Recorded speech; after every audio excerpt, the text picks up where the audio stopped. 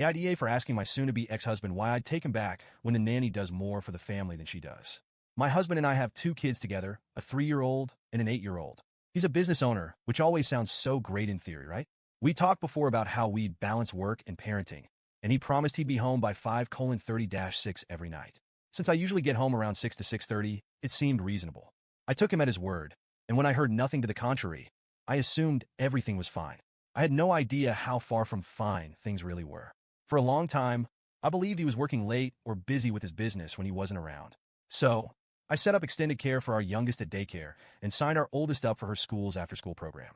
The kids would get home at a reasonable time, and he'd get some one-on-one time with them, right? But then our 8-year-old started struggling with the after-school program, and it just wasn't working.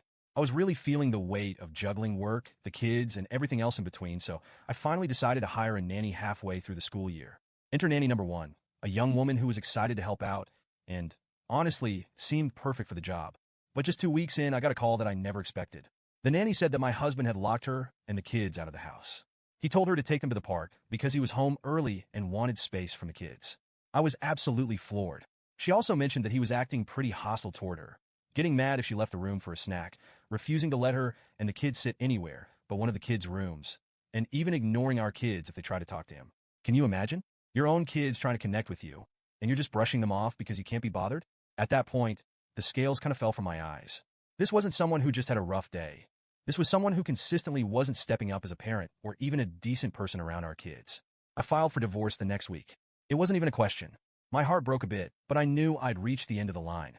By the end of the month, the kids and I had moved out. I ended up letting go of that first nanny. Long story, but the vibe just wasn't quite right after everything went down. And that's when I found Amina. I know some people get lucky with nannies, but Amina is truly in a league of her own. She's a 24-year-old Middle Eastern refugee with 3 kids of her own, age 2, 4, and 7. From the day she started, I felt like I'd finally found someone who didn't just see this as a job. She actually cared about my kids and our family. She comes in every day like a tornado of kindness and energy. The house is spotless when I get home. The kids' homework is done. And she somehow always has an incredible Arabic meal ready for us all. Honestly, her cooking is so good I sometimes feel like I'm coming home to a 5-star meal. Amina is not just a nanny. She's like a household manager, friend, and support system all rolled into one. She does the grocery shopping, remembers every little school event, and has even handled clothes shopping for the kids and back-to-school supply runs. I'm still in awe of how much she does for us. She's exactly the support my kids and I needed. With Amina around, I get to come home and be a mom, not a frazzle mess trying to juggle dinner, laundry, and getting my 8-year-old to sit down and do her math homework. To give you an idea of how different life was with my STBX, here's what happened the last time I had to leave him alone with the kids. I had a week-long work trip, and when I came back, the house looked like a tornado had hit it. The kids had lived on McDonald's and pizza the entire time, and our oldest stomach was an absolute mess because of it. Oh, and he ran out of clean clothes for our 2-year-old at some point, and instead of washing any laundry, he just bought more clothes. I came home to absolute chaos, and when I tried to talk to him about it, he acted like it was my fault for going on the trip. Fast forward to now. We're still separated, and he's finally realizing that maybe he doesn't like what he thought he wanted. He's suddenly all about trying again for the kids. And at first, I just ignored him. But then he brought it up again, going on about how us being together would be better for the family. I couldn't take it anymore. I snapped and told him, "Why should I take you back when Amina does more for us than you ever did?" And he flipped. He went on about how he's the one who provides for us financially, as if my full-time job doesn't count or something. He even tried to act like his work was somehow different or more important than mine, even though I'm often clocking more hours and making around the same as he does.